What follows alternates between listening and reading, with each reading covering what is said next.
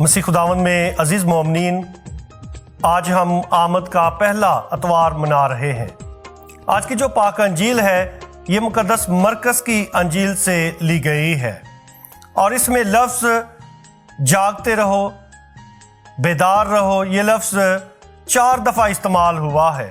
یوں تو مقدس مرکز کی انجیل میں جاگتے رہو لفظ جو ہے یہ 22 دفعہ استعمال ہوا ہے، لیکن جو آج کی پاک انجیل ہے اس میں 4 دفعہ یہ لفظ استعمال ہوا ہے کہ سٹے اویک، جاگتے رہو۔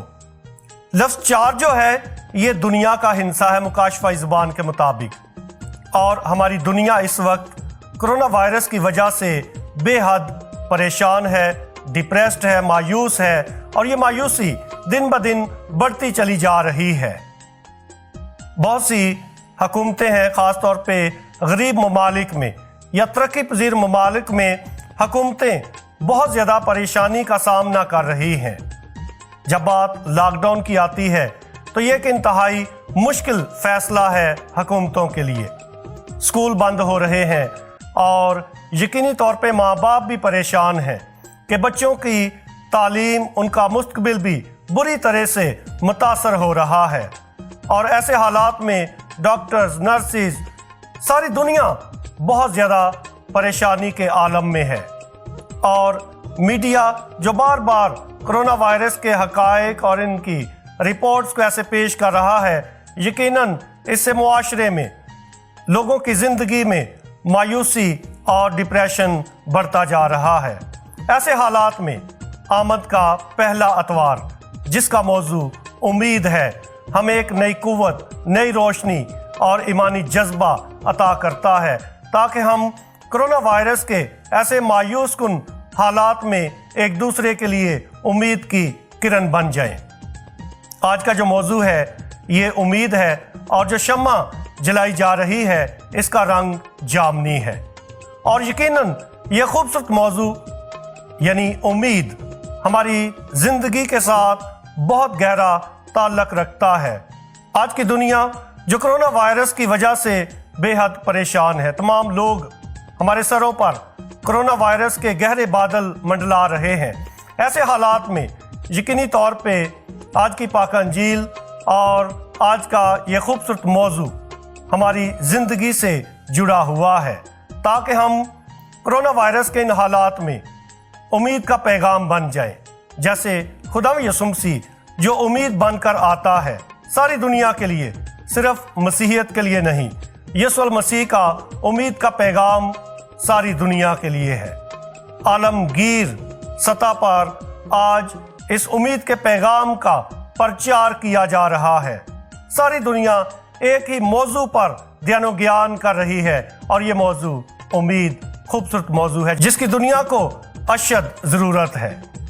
ایک خاتون تھی، اس کو کرونا وائرس ہو گیا، اور یہ خاتون خدا کو نہیں مانتی تھی، ایتھیسٹ تھی، اور ایسے حالات میں جب وہ لاک ڈاؤن میں تھی اس کو ایک میسج آیا ایک گروپ کی طرف سے جو دعائیہ گروپ تھا۔ انہوں نے اس کو یہ میسج کیا کہ ہم آپ کی شفا کے لیے دعا کر رہے ہیں۔ پہلے تو اس نے اس میسج کو نظر انداز کر دیا، لیکن آہستہ آہستہ اس نے اس کو بار بار پڑھنا شروع کیا کہ یہ کون سا گروپ ہے جو مجھے میسج کر رہا ہے کہ ہم آپ کے لیے دعا کر رہے ہیں، آپ کی صحت یابی کے لیے خدا سے التجا کر رہے ہیں۔ یہ میسج یقینی طور پر اس نے نظر انداز تو کر دیا، لیکن کہیں نہ کہیں اس کے ذہن پر کھٹکھٹاتا رہا، اور وہ اس پر نہ چاہتے ہوئے بھی غور کرتی رہی۔ اور ایک رات اچانک اس نے اپنے کمرے میں بڑی روشنی دیکھی، اور یہ روشنی اس کو بڑی عجیب معلوم ہوئی، اور اس روشنی کے بعد اس نے محسوس کیا کہ اس کی صحت بہتر ہوتی جا رہی ہے۔ یہ خاتون جو باتھ روم تک جانا بڑا اس کو محال لگتا تھا، مشکل لگتا تھا، اب وہ اٹھ کر خود بخود واش روم تک جانے لگی۔ اس نے نہانا شروع کیا، اور صحت اس نے دیکھا کہ مجھ میں قوت آئی ہے، توانائی آئی ہے، اور وہ روشنی جو اس نے اپنی آنکھوں سے دیکھی تھی اس کمرے میں، بند کمرے میں، جہاں پہ اس نے سونے کے لیے تیاری کرتے وقت بلب بھی بڑے بند کر دیے تھے، اور ایسے اندھیر کمرے میں جو اس نے روشنی دیکھی تھی، اس نے گواہی دی کہ یہ یسوع المسیح جو دنیا کا نور ہے، یہ اس کی موجودگی تھی جو اس کی زندگی میں معجزہ ہوا ہے، کیونکہ یہ صرف روشنی نہیں تھی۔ اس کے بعد جو اس نے اپنے بدن میں تبدیلی محسوس کی وہ ایک مکمل شفا تھی۔ اور یقینی طور پہ ایک ایتھیسٹ ہوتے ہوئے اس کی زندگی میں امید تو موجود تھی لیکن ایمان نہیں تھا۔ لیکن جب اس امید کو ایمان کا سہارا مل گیا ہے، ایمان کی گراؤنڈ مل گئی ہے، جڑیں مل گئی ہیں، تو اس نے شفا پائی ہے۔ امید ایمان کے بغیر نامکمل ہے۔ آئیے ہم امید کے ساتھ، ایمان کے ساتھ آمد کے اس موسم کا آغاز کریں اور ساری دنیا کے لیے، ایک دوسرے کے لیے امید کی کرن بن جائیں۔ آپ سب کو آمد کا پہلا اتوار بہت بہت مبارک ہو۔